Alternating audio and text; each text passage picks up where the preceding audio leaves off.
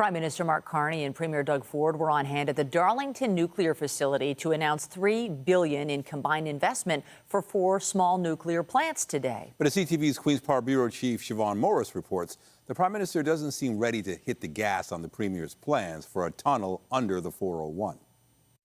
New workers. The federal and provincial governments are teaming up to build small modular reactors at Darlington, kicking in a combined $3 billion for the nuclear project, the first of its kind in the G7. This is the first of the Prime Minister's major projects in Ontario, part of a pledge to build as an antidote to the U.S. trade war. When we bet big on the type of infrastructure we're talking about today, we realize the benefit as Ontarians, as Canadians, for generations. Construction on the first reactor started back in May.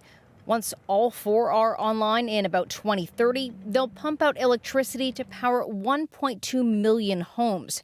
The reactor is expected to generate 18,000 jobs. We're also making sure that at least 80% of the project spending goes to Ontario companies, and we're using Ontario products at every opportunity. A lift for steelworkers suffering under the weight of tariffs.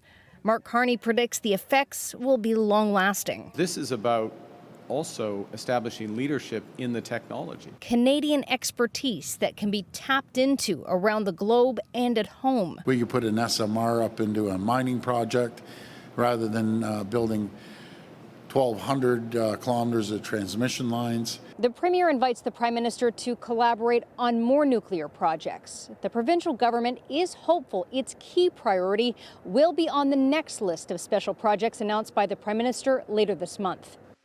That's expediting extraction of critical minerals from Northern Ontario's Ring of Fire.